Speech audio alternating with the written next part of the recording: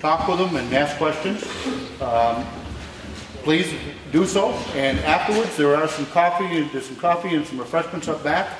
Take an opportunity to visit with them and voice your concerns or ask your questions. So I'd like to, I'll introduce State Senator Jeff Bradley, Ed Comeau, State Representative Bill Nelson, and Lino Avellani. So if they want to come on up and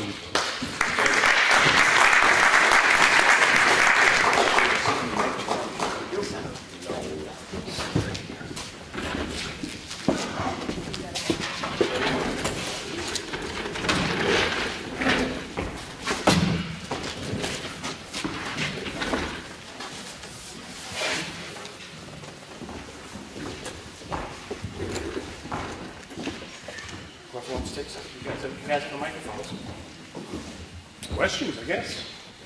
We're here to listen. I have a question. Route 171 from 28 actually, or actually from 16 up to Moultonborough is in terrible shape. It has been that way for many, many years. And there's been so much paving on Route 16 and Route 25 when the roads were not that bad. And I was wondering why they don't address roads that are in terrible shape and work on the roads that are not that bad a shape. I understand that 16 gets a lot of traffic, but if any of you have driven down the road 16 and or 25, like say from 25 going into Meredith, that road is fine. But here they're spending tens of thousands of dollars or more, I don't know what the amounts are, into those roads. And why not look at a road that's in bad shape that's used by the citizens of Carroll County? Because that's a crossroad. Yes, sir. I actually can answer, I can speak to that.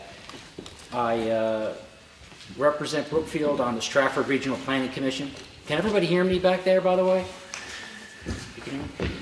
I represent Brookfield on the Stratford Regional Planning Commission, and the DOT representative is there during each meeting.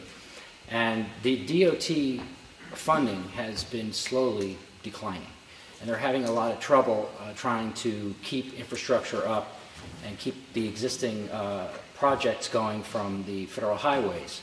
So I believe you do not have a representative on the Lakes Region Planning Commission, because that would be a very good question to ask to get the details of why they're choosing the roads that they're choosing to fix and why they're not doing others.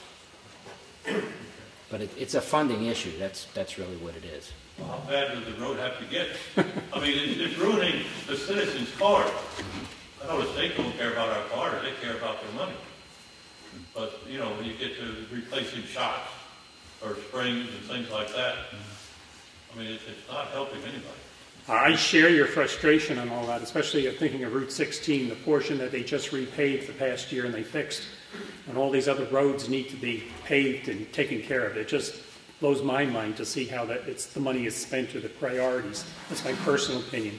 One of the things that I didn't realize and never thought about was the money that they take in from the gasoline tax. That they take the money in to spend for the roads, but I never thought as cars get better mileage, percentage-wise, the less money they bring in per gallon. I never thought about it till last week when somebody had said something to me. I just said, well, it should be bringing in the same, but if your car now gets 40 miles per gallon, you need less gas, so it's bringing in less money. So that's one of the things that they're working with. And a part of Route 71 was paved, wasn't it? The first section from 16 into... Well, it could have been from 16 to 28. That's but right. If you go from 28 on up, which is a larger section and more heavily traveled section, that's a different story. I would agree very much with you. Yep. And also, too, I believe that the funding for a project at 171 and 28 turning lanes, that has been a sore subject with us, because that's one of the highest place as far as the rate of accidents. And the funds have been applied for, they were approved at one time, and they were going to actually do 2 turning lanes at that intersection this year. And as far as I believe now, that funding has been pushed back. Now, how many more accidents do we need at that intersection to get the funding pushed forward again? This one on, please. Turning lanes at 171 and 16? No, 171 and 28. 171 and 28, thank you. Yeah. Well, I don't think any of us are on either transportation committees or the committees that deal with the 10-year highway plan. So the way that works is those committees that write the 10-year highway plan update it every 2 years, and so priorities are established by the DOT.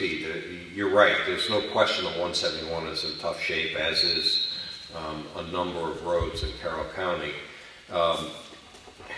It's hard to defend this, but the engineers would tell you that, and the reason DOT does this is they fix the bigger roads, you know, the 101s, 93s, 89s, 16s, 25s first, because they have more traffic and they're in better shape, so they want to make sure that they don't deteriorate. And so the 113As, and the 171s, and the 109As tend to see less activity in terms of the 10-year highway plan. It's a fact of just the way it works. We did increase the gas tax last year by 4 cents. That is all to fund, you know, road and bridge improvement. There were proposals again to do it this year. The governor proposed, I think it was a 35% increase in the registration fee. The House considered, never voted on because it was ruled non-germane, an increase in the gas tax by 8 cents. Casinos, gambling is out there, and that's always been, you know, or at least a lot of people who support gaming in the state think that a good chunk of that money should go to roads and bridge repair. Clearly, we've got an issue. The issue is how do we fund it and do it in an equitable way. Most of the 4 cent increase in the gas tax went to 93, and while you can argue that 93 is probably the most important road in the state in terms of tourism and the economy, it leaves a lot of the rest of the state, you know, not doing as well in terms of getting funding. But that's kind of the background on how these decisions get made. Am I correct that when the increases in the registration and even in the gas tax were approved, that some of the funds were diverted to other departments, yeah, other let me projects? address that. And I thought it was stated that it would be used for road improvements. That has been a long-term issue. About $80 million every 2 years, or roughly $40 million a year, is taken from the highway fund to fund road safety through the Department of Safety. Primarily the state police, but about $10 million a year goes to fund the administrative costs of the Commissioner's office. I filed legislation last year that got through the Senate and stalled in the House that would have, over several budgets, curtailed that diversion. It wouldn't have happened all at once. $80 million would just be too big a shock to the Department of Safety, but it should be done over time. Actually, these guys in the budget they voted for took a first step in ending that diversion, but it won't happen, you know, overnight, but it should happen.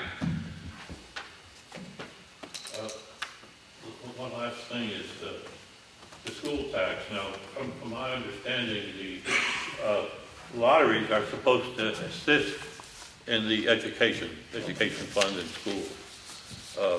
But the school taxes keep going up. Is that money really being put into the school, or just only a portion?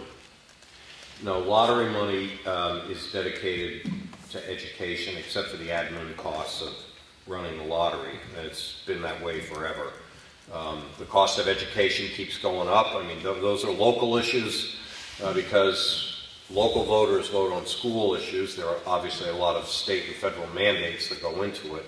So it's sort of a partnership in getting to increasing education.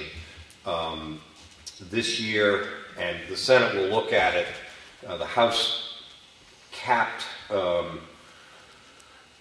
it's called the stabilization grants. But if you read the newspapers, a lot of towns like Bedford that have growth in students, and maybe Bill can talk about this, we're actually getting more money in towns like Manchester that, or Berlin, or probably a lot of Carroll County towns, you know, are getting shortchanged. So, but it is dependent on your number of students. But the formula that we adopted in 2011, I think was a pretty fair formula, capped that. But, you know, the folks from the larger towns like Bedford are advocating for more funding, but it comes at the expense of the poorer towns.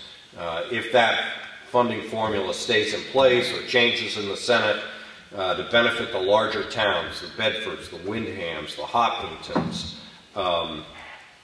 we'll be back in court again as we were on the Claremont lawsuit, I would predict. Or, even worse, we could come back to what I think would be a scourge of Carroll County, which is the statewide property tax. Thank you. Lane? Glenn Fraley, I just want to interject one thing. I represent Tufton Borough as one of my towns, and I also joined the, as a volunteer to the Regional Transportation Advisory Council, and my understanding is that 171, they did some drainage work on it a little bit last summer, and this summer they're supposed to repave it. They're not going to, you know, fix the underlying problem, but they're going to repave it this summer. What portion do you know? The whole way from 28 out to Bolton 109. Yeah, that's my understanding, and I will verify that. Because Tufton Borough, it's an issue in Tufton Borough as well. Sure. Thank you. Harry, and then we'll go to the man behind you. Yeah, I got a question for all of you, actually.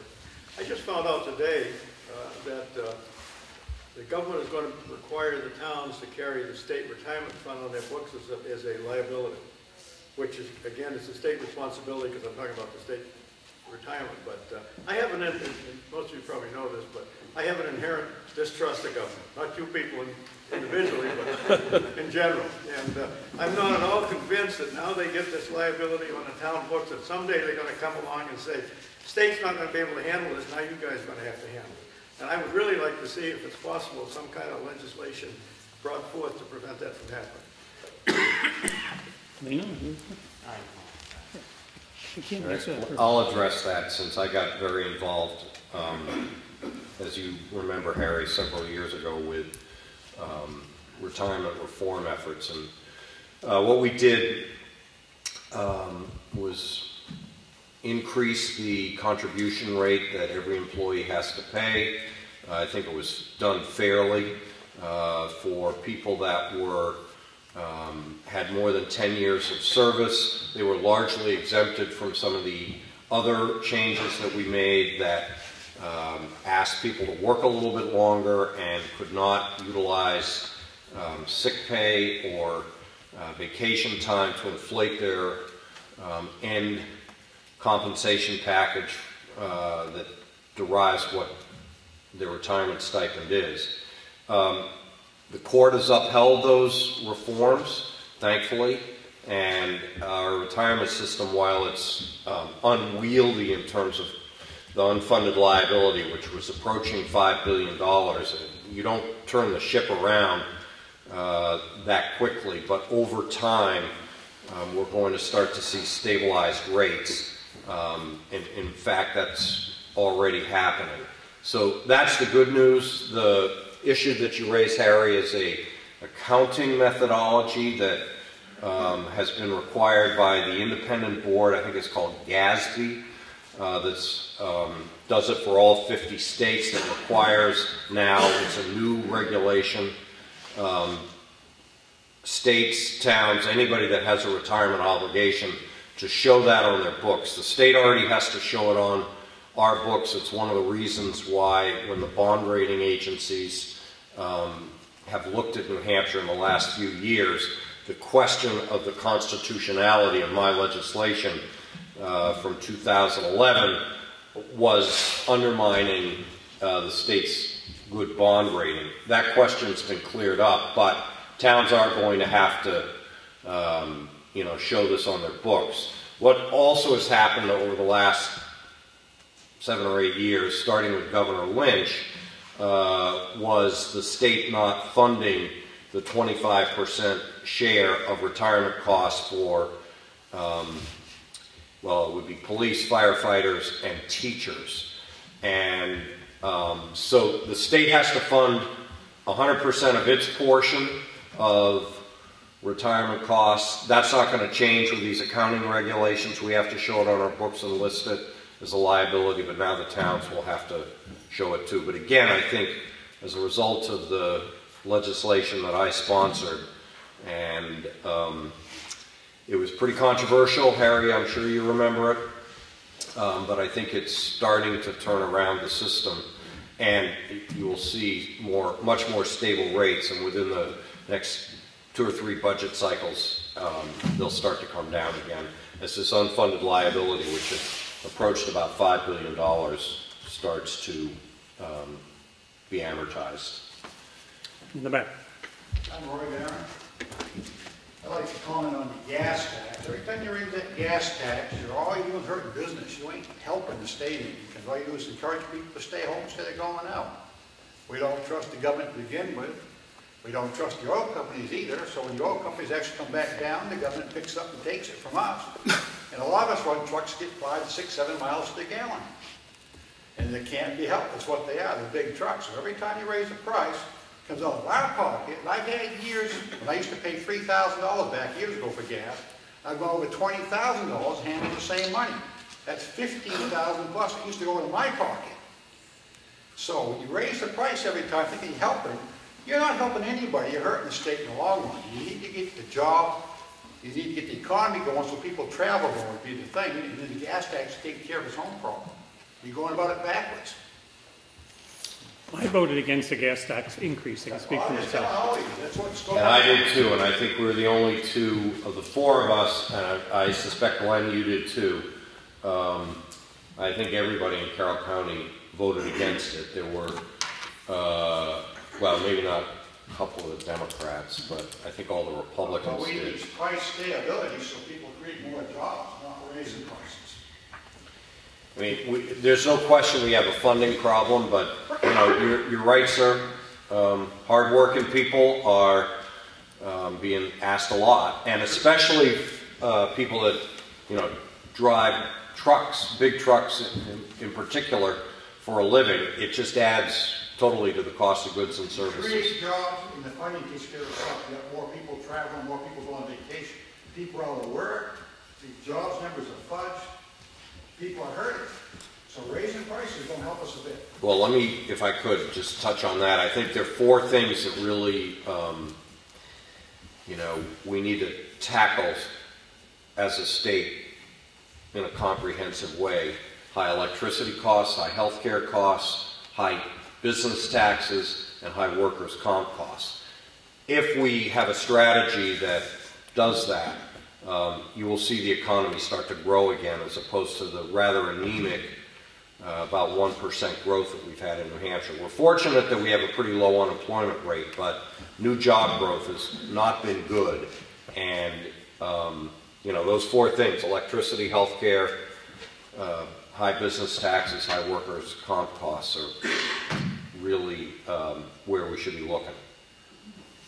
Lino, you want to comment about this year's plan to try to raise the gas tax, how it went with the House? Oh, it died. It died. We voted against it in the There House. was no way that was coming up. So it was defeated. I can speak to the workers' comp. We are working on changing the wording to some of the laws to allow, this was my idea, it was to allow the workers' comp people to negotiate rates just like Anthem and Harvard Pilgrim and everything else, instead of just having to pay what the doctor tells them they have to pay just because it's a workers' comp case. So we're looking to lower costs on that end. That was my suggestion.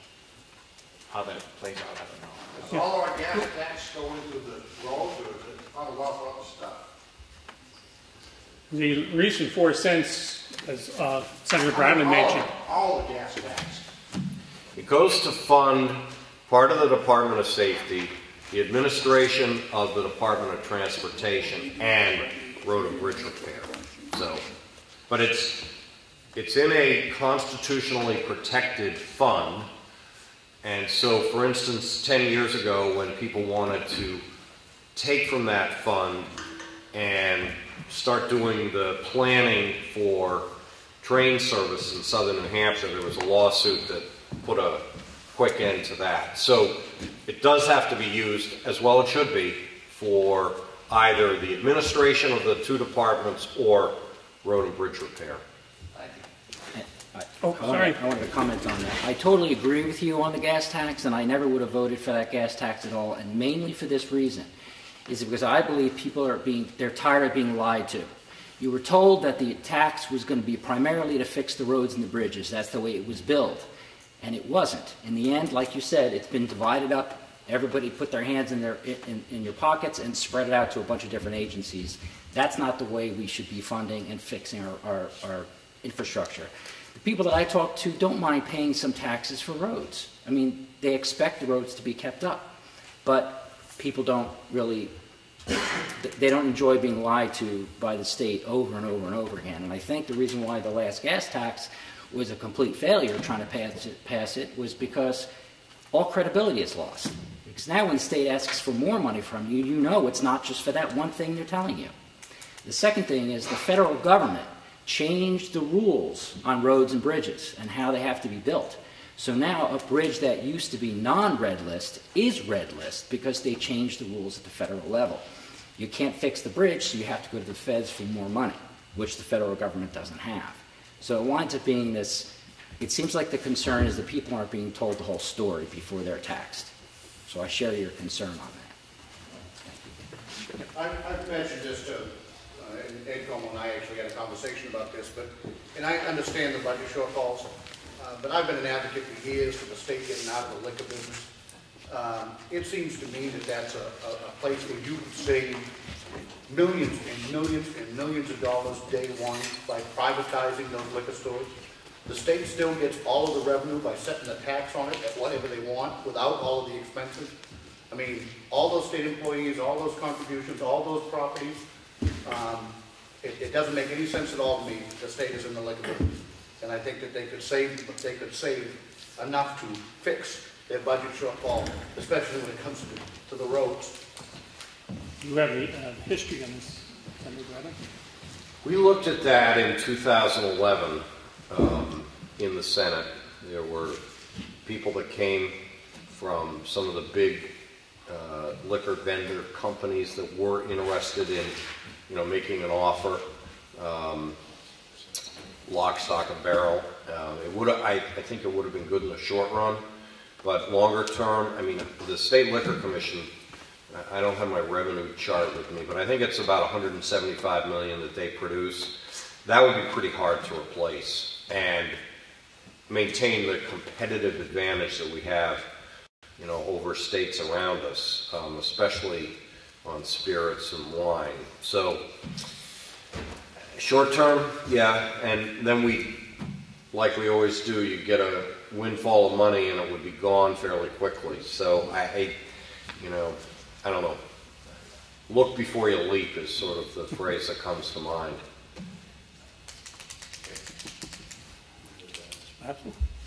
Thank you very much, Representative Nelson. Thank you for coming here tonight. As a taxpayer here in Ossipee, I'm very concerned with 3 votes that you 3 gentlemen have taken in the delegation. The first one was for an opportunity to quote the probation office to come to the county complex. In the first 5 years, had we gotten it, it would have generated about $5,000 worth of revenue after we paid for the renovations, amortizing the renovations over the 5-year period, plus heating and electricity. the department virtually guaranteed, if we were good landlords, that that they'd extend it another 5 years. So that would be roughly $100,000 in revenue. The vote at the delegation was 11-1, not even to give us an opportunity to give the lease to, or give the proposition to the probation department. That's the first one. I'd like the three of you to tell, each one of you to tell us why you voted against it. It would have at least, it may not have cut taxes, but it would have slowed the growth. The last meeting we had the wood processing addition come up. We put up campfire wood. We've gone from no bags 3 years ago to about 16,000 last year. And we needed to put a little addition on the area that we worked. As you know, we had a little pig program going, but the delegation recommended that we get rid of them, so we did, and cleaned the building out, put a wood stove in. It's insulated, and the inmates have been putting up campfire wood in the building. Problem is, in the winter, the processor's outside, the wood's cut, it gets rained and snowed on and freezes. What we wanted to do was take the money from the building that blew down, the funds that came from the insurance company, and put on an 18 by 20 addition so that we could drive under and dump the wood in there. The Primex withheld $3,800 till we finished the project. I got them to at least agree that we could put the project up and wait on the slab. You people voted, all three of you voted not to go forward with it last week. So you gave up the $3,800, so that's another hit to the taxpayer. And the last one is the contract for the for the nursing home. Two of you voted not to fund it. Mr. Nelson, Representative Nelson voted to fund it. It would have cost us $138,000 for the contract. It would have saved the county $250,000 on medical insurance, and you two voted against it. I'd like to know the reasons, your reasons for doing that. You're supposed to be helping the taxpayer and keep taxes lower or do whatever you can to help us, and that isn't doing it. Sir? You want to take the probation part? I want to hear from all three of you why you voted. I want to answer all three. Sure. The probation, I believe we had this conversation before, but just me personally, I didn't feel it was presented clear enough for me to see that there was going to be a savings. It may have been a good idea, but I mentioned a cost-benefit analysis, and it never materialized. So let me answer that. That's the reason why I voted. No, that's the only reason. Did you want to say something? I'd like to respond. Sure. You stood right in front of the microphone over here, I did. Representative Comeau, and I told you that you had the bid, the cost of the renovations on one sheet of paper. On the other one, you had how we calibrated or thought we were going to bid the job for the price for the lease for the probation department. You immediately changed your position and said, well, you can't count on the government. So which was it? Was it a cost analysis that you had that you claim you didn't have? Or was it the fact you can't count on the government? Didn't have the cost benefit, and you can't count on the government. Because actually, if you look at the state the way it is now, if they said they were going to actually be able to pay for that rent, I'm not trusting that at that point. Let's go to Lino. So the first question. You want to answer the same thing, the cost-benefit analysis. Pre-authorizing the use of taxpayer money before a lease was in place is definitely not how county business should be conducted. There doesn't seem to be any issue with where it is now. And the long-term costs weren't addressed as well. Heat, electricity, maintenance, who was going to pay for all that? In the lease, outside the lease, on the side of the lease, taxpayers are going to pick up the shortfall, as they do with most of these other programs. Didn't sit very well with me, which is why I voted no. As for the wood processing, do you want me to go into that? No, it's just that we want to answer that. And the same thing with me. I actually was going to go for it, But then there was a lot of things came up at the last minute that just made me feel uncomfortable the very last day. You know, they could have extended this another month so we could have gotten additional information. The numbers didn't seem to add up as they were projections, and felt very uncomfortable for it. So I was the last minute one who switched to a no when I was going to be a yes. Let's go on to the second ones, because we have a time issue in wood processing. Can I get back to, I think you wanted to say something to what I said? No, I said it. You did, okay, I apologize. Wood processing. Wood processing. My own personal opinion, I don't believe that the county should be processing firewood. As far as I can tell, that if you have a farm that costs the taxpayer $150,000 to run, yes, processing firewood is going to offset that amount of money, but it's not making money. It's not saving taxpayer money, and I don't believe it's spending $9,000 on a brand new machine when you have local people that could come and offer that as a service to the people that need it rather than the county. I think the county is actually undercutting the local economy when it does that.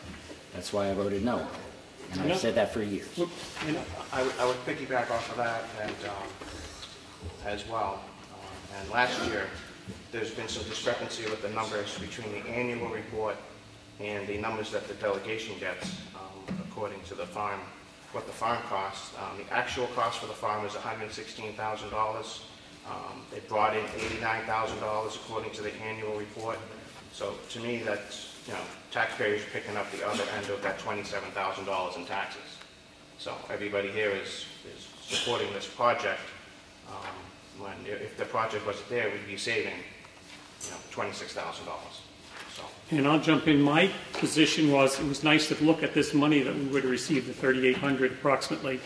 But I visited the facility last year, the year before, and saw it looked like it was working pretty good. Why add on this additional building? What seemed to work? They had the guests from the next door there, and processing the wood, helping to do it. They seem to have plenty of room. Seem to be working. Why add some additional space? Let's go to the third one, because poor Senator Bradley, he may want to jump in on this, but I doubt it. I want Dave to explain why he didn't grill me on these. The last one was the contract for the nursing home. Okay, well, I actually did not speak to the addition to the pig barn. Oh, I'm sorry. And it was also due to the fact of my aversion to expanding government. And so that was the reason why I didn't do the vote yes for the addition to the pig barn. The nursing home contract was based on only one thing, which is the fact that I did not really like the fact that everyone was getting the same raise. I thought it should be performance-based. The performance audit stated that everything should be performance-based, and that's what the jail has done and the sheriff has done, but it did not happen in the nursing home. And I didn't feel good that somebody who's working very hard is getting a 75-cent raise, and the person next to him that may not be doing as well is getting the same amount. And it's a shame that we got all the way to the end without knowing that, because we spent a lot of money trying to negotiate that position. But I believe we're going in the right direction, because the other two departments are now performance-based, and if we can just get this straightened out and get policies in place, then it won't repeat itself. I just want people treated more fairly when it comes to their compensation. I agree with that on that. Performance-based merit raises are a must. I mean, this is 2015. There's no reason we should treat one segment of the county different than the other two. Two, the health insurance, there should be choices. If you're a young person, you shouldn't have to have a Cadillac plan and pay for it. There's definitely cost savings out there for the county and the employees with that. Those are the two issues that I had with it. They also eliminated per diem positions as well, which allows people to work without having to take the benefits on a part-time basis or this and that. And those seem to have been eliminated, which again increased the just the health insurance portion to over $200,000 in 1 year. So that, you know, was another topic that I was uncomfortable with, saddling the taxpayers with more overhead at the county when it obviously it didn't need to happen. So those are the issues that I have with it. Again, I agree with Ed, we're in the right position moving forward with performance-based raises, and the performance audit has outlined some other areas that need to be fixed that would possibly save the taxpayers some money. But the county really needs to rein in its cost to the taxpayers, because right now, on average, the county spends $325 per person that lives in Carroll County, whether they receive a benefit from the county or not. So we need to... I voted in favor of it. I was head of the subcommittee that dealt with the nursing home. One of the concerns, it's going to be renegotiations are going to start open again. I realize there's an expense to that. That was a decision that the delegation made as a whole. But I do think a flaw in the process, I think the makeup of the negotiating team needs to be a little different. Just to have one commissioner and an attorney there negotiating for the county, something doesn't seem right. I think there needs to be a different representation or more people representing the county taxpayers or officers on the negotiating team rather than just have two people. Any other questions? Senator Bradley's kind of quiet, so here's a chance to wake him up. Yes, really quick question. Some of these questions were asked. I'm just curious, Representative Nelson, you said that you took a tour last year of the farm. Curious of the other two gentlemen that have comments and throw out numbers about what the farm does, if they've ever taken a guided tour with the staff down there to understand what their jobs are and what they do, and maybe have a little relevance to the reason of those numbers that we so easily throw out. So I was just curious if the other two have ever taken a tour to the farm to know what our operation is down there. I have. I took one with Mark Conkey at one time. There seems to be a number of empty buildings and equipment and stuff just laying around, leaving the wood processing outside, uncovered with wood, with products uncovered and just laying there with stone on top of them. Really isn't the best use of taxpayers' money, in my opinion, of course.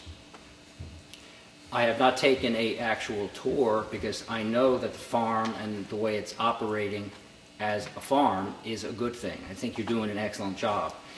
Do I personally think it's necessary for the county to have one? Perhaps not. But I would be glad, of course, to take a tour, but I'm not upset with the fact how you're running the farm. It's just, I mean, people don't give you enough credit for what you're doing on a daily basis. It seems like, they attack you a lot, that it's wasteful. I don't believe any of that. I believe you're doing a good job. I just question having one at this point in time. Good. Have a rebuttal? Sure. And I totally understand that's your political view on it, and I thank you very much. I'm not here as a farm manager. I'm here as a resident of Ossipee and asking these questions about how we're doing with our county tax money here.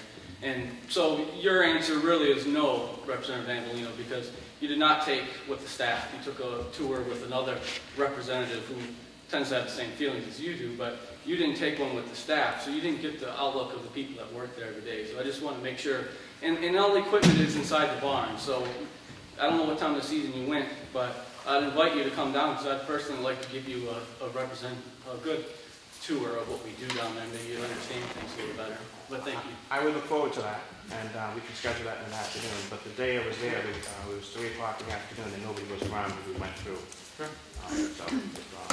Yes. So on a positive note, I'd like to thank Senator Bradley and others who voted for HB 292 last year, which increased the voter registration fees for control of exotic aquatic species. We have a pretty significant problem here in the Ossipee Lake region with milfoil, and so increasing that voter registration fee, I think will raise something on the order of $200,000 for additional work to be done, and that's has a significant economic impact on our area. So I want to thank you for that support. Well, I appreciate that. I think I was a co-sponsor of that bill. Yes. It's not easy to raise a fee. This one, at least in the Senate, went through on a voice vote. I think people understood the economic consequence of when milfoil infests a lake, a body of water, that it destroys the property values, and it's pretty hard to harvest milfoil. There are different treatment cures. There's, I'm trying to remember the name of the chemical. It's a derivative of 2,4-D that is relatively safe in the water, and so it's been used in some places. I know the Back Bay in Wolfboro has a mechanical harvester that sort of travels around the state, and between divers and volunteers just scooping out bags and bags and bags of milfoil. They try to, you know, keep it at bay and not spreading. So I think we raised the fee $2 or $3, yeah. And I think it actually raises closer to $1 million than $200,000. So it's really important in the Lakes region for grants. So thank you. And I'm going to take this chance to do what Dave didn't do. The reason why he was asking these three gentlemen about county expenditures is they're part of the county delegation. I'm not. Senators are not. You've had your training. Yes. Can I follow up on your milfoil issue? Sure. Very good about the registration. I understand that $9.54 of every registration goes towards that. How about the bass tournaments and all that? Like, How about the... bass tournaments, fishing tournaments? Well, don't they have to register their boats? No, it's for 60 days in New Hampshire. Really? Oh, I wasn't aware of that. Yeah. And Ossipee Lake, just for general information, is going to have 11 bass tournaments this year. Each tournament will have a minimum of 12 boats. Nobody will inspect those boats. Now those boats, just by the very nature of the fishing, tend to spread that milfoil. And now we have bass boats that have hydraulic rams in the back to anchor them in place. What happens when they pull up a junk of milfoil and take it to another section of the lake? Now the only reason I bring this up is the state of Maine has made it a part of their permitting process from the Department of Inland Fisheries and Game, so that if a tournament applies to the Department of Inland Fisheries and Game for a permit to put on a tournament, say, fine, but you're going to provide the inspectors. That seems like a reasonable compromise. So help me understand this. If you only use your boat for 60 days or less, that's correct. There's no registration fee? That's correct. I wasn't aware of that. All right, and then help me again with this. So the state of Maine says if you get a permit for a bass fishing tournament, that it is the responsibility of the tournament organizers to inspect every boat? Each and every boat in and out of the water. I am more than happy if you come up to me afterwards to work with you on filing that legislation next year. I have that. You sound pretty prepared, and you know, I apologize for, you know, not knowing that, but hey, once in a while you learn something new. I have that application form actually from the state of Maine. I'll be happy to share it. Well, it's good, because similar to Senator Bradley, I was unaware of that, and I've gone around to different lakes and things in the between all the four towns, and no one had mentioned that, and I remember saying they're going to get the people bringing in their boats, everybody's going to have to share the tax. I didn't realize it was a 60-day thing, so it's news. The state of Maine also requires you to buy a milfoil sticker on top of your registration. So every boat on every body of water in the state of Maine has a milfoil sticker. And I don't know what the cost of that is, Senator, so I'm not prepared to tell you that. But it is another means of controlling the milfoil. Yeah, just a comment that you might find interesting. When I was in Concord, just about all of the milfoil bills came through my committee, and I was also on the exotic weed committee by the time I got done. And one thing that's being done, it's been slowed down a little bit because of construction, but last year we harvested some milfoil when it was fresh. And we're in the process of trying to see what happens if we make wine out of it. Seriously. Now don't laugh, because in Michigan or Wisconsin or somewhere out there, they're actually making beer out of it. So it may, if it works, it's going to be great. But sometime during this year, we ought to know. Yeah, we can fill growlers with that.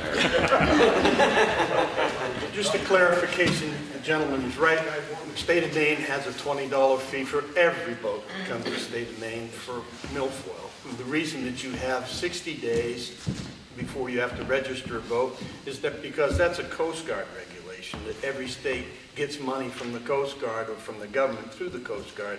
So that's why the Coast Guard number goes for 60 days. If you keep it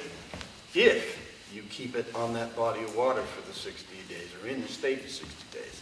If you take it out for any reason, the 60 days starts all over again. You would think it would be in the interest of the tournament people to make sure that the milfoil doesn't pass around. It's in their own interest to sort of supervise their own tournaments, because they're only shooting themselves in the foot by not supervising. But it's not just tournament people that are spreading milfoil in the state of New Hampshire. And you can single them out if you want to, because they already tried that this year in 2 House bills and they both failed. But both those bills required the state participation in the inspection, which was part of the failure.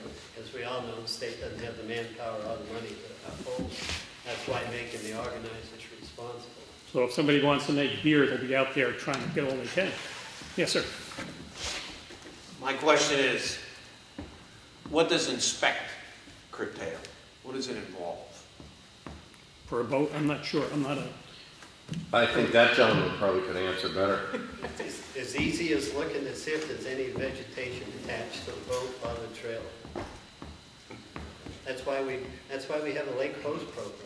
That's why every town in this county pays, I know Ossipee, $22,000 for monitoring. So the boat shows up, and a person who's involved in a tournament goes and looks at the boat. What gives them the authority to look at the boat? Well, they don't, from what you said. Right now they don't.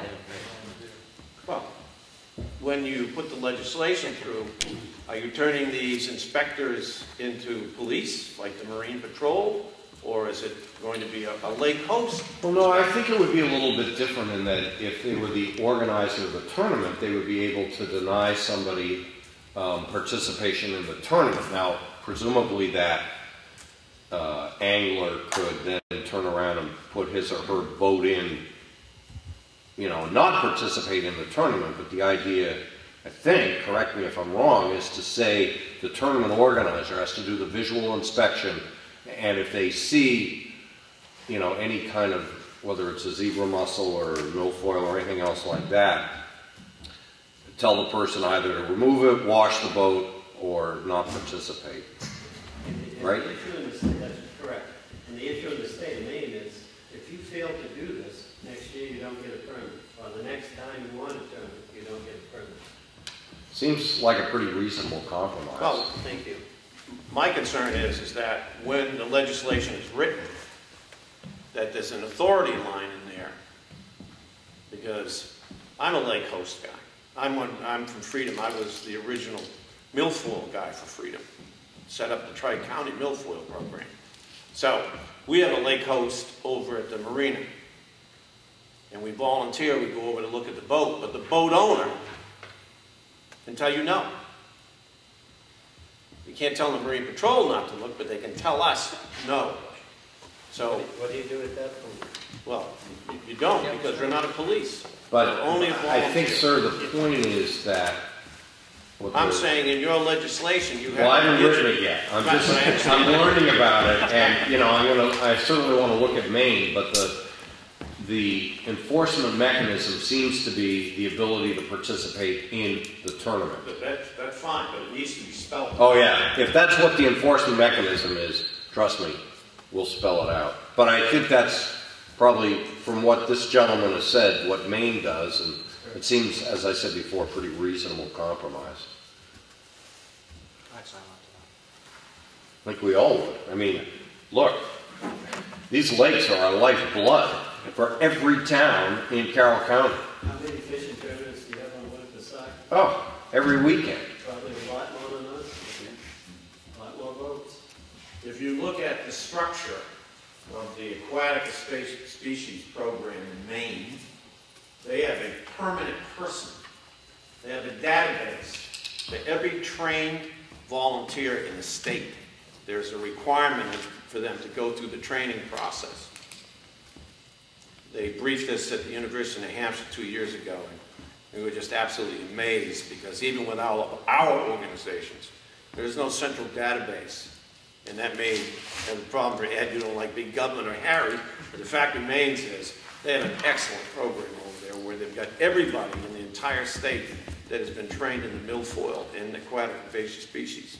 And they've also had in Maine some notable lake failures. I think it's the China Lakes up near Bethel. Well, part of the reason is that they were reluctant to use 2,4-D. Right. And they were using basically the DASH system, and they couldn't keep up with it. And now the landowners, and this was maybe 10 years ago that I remember reading up on it, the property value is just, because they're fairly shallow lakes, once milfoil is there, it's almost impossible to get rid of it. So if you can't swim and use your beach, then, I mean, and that has an implication for all of us. I mean, if somebody's property value goes down, the town's assessment go down, tourism is affected. So I think this is why, in a time that it's hard to raise taxes and fees, that fee increase went right through. So thank you for your advocacy. Is there a multi-state milfoil symposium or something? Does anybody meet on a large... There is. There are conferences. In fact, New Hampshire Lakes puts on an excellent conference every year. They bring all of us from New Hampshire together. But they also operate on a regional basis as well. Because I think public awareness is key. And who would actually say, no, you're not inspecting my boat? Do you think that actually happens? Will people actually refuse? There are always a few, but most folks are quite willing to allow their boat to be inspected. Okay. Finishing comments. Lino, you want to say anything before this? Comments? No. Senator Bradley? Thank everybody for coming. Yeah, thank you very much. Pleasure to be here. We'll be around a little bit, I think, to meet you personally. And well, I'll stay because I had some questions for you. Oh. Yeah, because I actually serve on the Criminal Justice Public Safety, and there's legislation coming down, and I wanted to know what people thought of it. There's SB 116, which is the constitutional carry bill, and I wanted to actually hear it. Okay, thank you. Honorary Chairman, I guess. I'll stay. So we listen up. He has some statements that Representative Comeau would like to make, right? No, I just wanted some idea of how you felt about some upcoming legislation that I'm going to be voting on Thursday, which is Senate Bill 116, which is constitutional carry. That's not ridding the state of the mandated license to conceal, but having it be an option. So I was just wondering, does anybody have any opinions on that? On constitutional carry? Let me explain a little bit better, since it's my bill. Right now, in New Hampshire, you can carry a pistol or a revolver or rifle, shotgun, whatever, as long as you're legally entitled to own a firearm that is a firearm that is not illegal. So legal firearm, legal person. We're an open carry state, which means you can walk anywhere that you have a right to be and a right to carry, with a pistol on your hip or a revolver or a shotgun in your hand. As soon as you close your jacket, that's called concealed carry, and you need to get a permit, generally from the local police chief. State of Vermont has had, for 200 years, permitless carry. In other words, concealed carry without a permit, and it's the safest state in the nation. Similar demographics as New Hampshire. We are blessed to be one of the safer states in the nation, but I believe that if you are legally entitled to own a firearm and it's a legal firearm, you shouldn't be forced to go through the permitting process, because there is some discretion on the part of the issuer of the permit as to whether you will get that permit. So that bill passed the Senate. It's pending in Representative Comeau's committee, and I think he's looking for whether people support it or not. or if anybody had any questions about it. You want to comment? Sure. I actually, believe it or not, don't have a problem with carrying a concealed weapon in most places, but I think this is a democracy, and buildings are paid by taxpayers' dollars, and when it comes to government buildings, I think there should be some restrictions put on for those people that are uncomfortable when you come in every week with your gun. As you know, I talked to you about it. I don't have a problem with it, but I know that people that do, and I think in a government building that perhaps it ought not to be allowed. Okay, but this is a different issue. If the government building already says you can't bring a firearm into that building, this bill doesn't change it. It just says wherever you have a right to carry a firearm openly, that right would be able to carry on a concealed basis without a permit. So the situation you're talking about is added so that government facilities are excluded from open. But government facilities right now, I mean, to get into a federal building, you cannot carry a weapon. Into the county building, you can go into the state house. That's correct, but it's a building by building policy, so it really is not central to my bill. Jim, I'm going to take issue with it just for a second, if I may. I was involved, or I was over there when this bill passed on what the towns could do and what couldn't do, and one of the problems that they were having is if you had even if you had a permit to carry, you go from town to town to town. Some town you could walk through, some town you couldn't, sometime you could carry it, sometime you couldn't. So I believe the bill that was passed said that the only laws, the only regulations pertaining to the carrying of firearms, this exempts government buildings, but federal government buildings, not town government buildings, could only occur if it was voted on, and ammunition also. The only laws you could have were those voted on by the legislature, and the bill also said that any existing ones will null and void. Again, that's a different issue, though, than whether you need to get a permit to carry on a concealed basis. Yeah, but I was talking about being able to carry it in public buildings. Like in here, you can carry it because you couldn't. The legislature would have to say no. Right. That's your thing. Well, Commissioner Batson, the issue I have is by you saying that some public buildings should perhaps post no open firearms, how would you go about to do that? Just by putting a sign up? Or are you saying you're going to put metal detectors and put a security apparatus? I think a sign would be fine, Ed. And you know, I know it's a problem when you go back to your car and have to take the gun off and put it in the car. And then somebody These public buildings are for everybody, not just gun carriers. And that ought to be some consideration given to the feelings of people that are afraid. Well, the issue with just having a sign up just basically advertises to whatever criminal comes along saying that we know there's nobody in there that's going to have a gun because law-abiding citizens will leave their gun in the car because of the sign. But the criminal will now know it's an open kill box. So that's, if you were going to say that you were going to charge the taxpayer for security and metal detectors to make the building safe, I probably wouldn't agree with you, but I would go in that direction.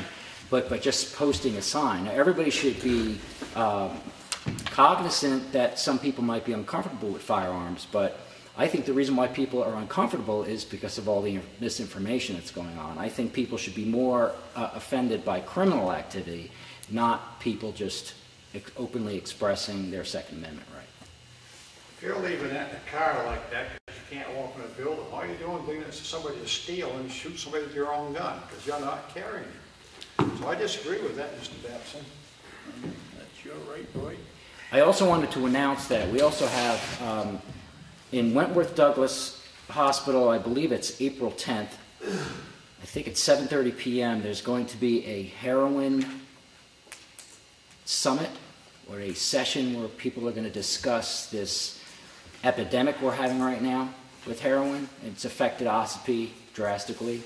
So certainly if you're having concerns over heroin and you need to learn about it, feel free to either contact me or I believe it's newfutures.org is the newfuturesnewhampshire.org is the organization that's putting on the session to help educate and to discuss the scourge we're having now. And there's also another scourge, which is spice. It's a synthetic drug that's getting around and also killing our children. And I think that also will be discussed down in Wentworth Douglas. But it's another issue that people need to be more educated on. And we got to get a handle on this issue here. It's getting worse very quickly. And we just had the big bust in, where was it, Salem or whatever, largest illegal drug thing was all to do with spice. They were making out a cement mixer. They were mixing it up, and they were making this, and I don't know how many millions of dollars they confiscated of spice-type things that they were making somewhere southern part of the state. So I invite everybody to go to the New Hampshire General Court website and choose a committee you're interested in, may it be transportation, education, health, criminal justice. Pick a committee, look over the bills that are coming through before hearings occur, and read the legislation. Don't just email and say that you want us to support or oppose. Read the bills. If we can have 2,000 people reading one bill and sending questions to us at hearings, we could literally vet out a lot of the issues with the legislation that we may not see right away because we're bombarded with legislation. So pick one. If it's environment, pick the committee that does that, and keep an eye on the legislation. It's very helpful when you get emails. And a hint for anybody out there, if you're going to send an email, put the town name at the very beginning. Because I know we might get 100 emails on an issue, and the people are from all over the state. If I see Ossipee, I'll open it. If I see Hanover, I hate to say it, but I don't necessarily jump to open that. But if I see one of the 4 towns, I'm quick to open and respond. How about Wolfboro? Well, sure, local, anything local. So my email address is ed@edcomeau.org. You can email me. I personally answer every single email, especially if they're not copy and pasted. Any other questions?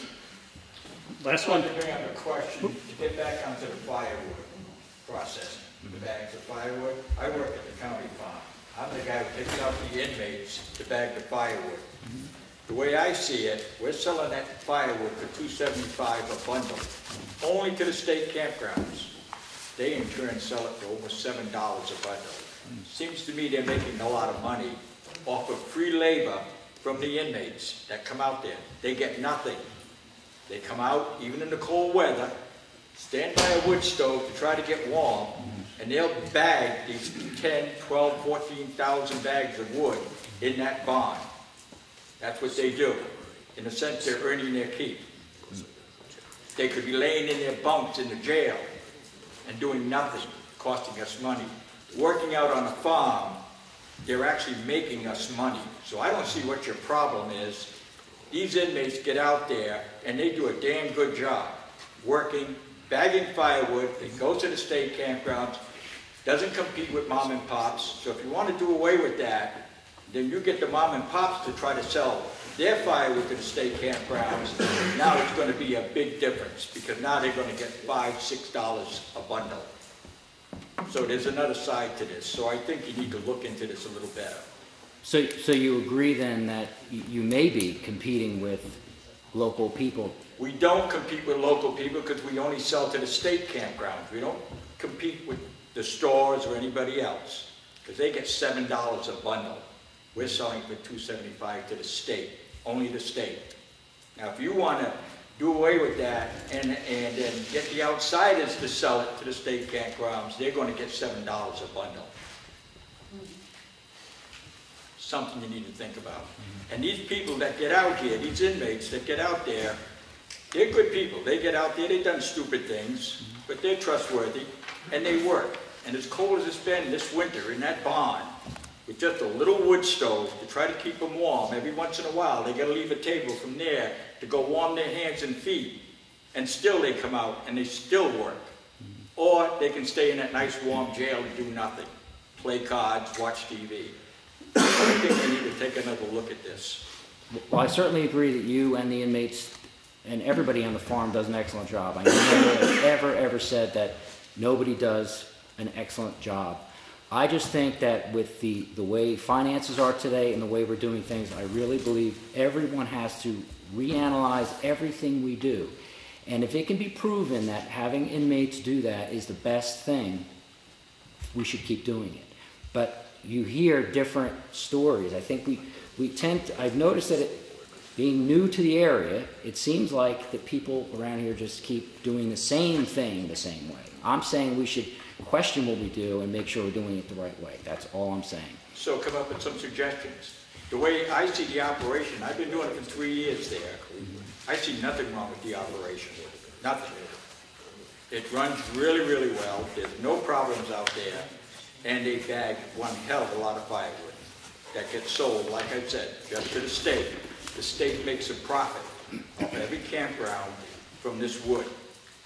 Now, if you want to do away with that, then you're going to buy your wood from the other vendors out there. You're going to pay $6 and $7 a bundle.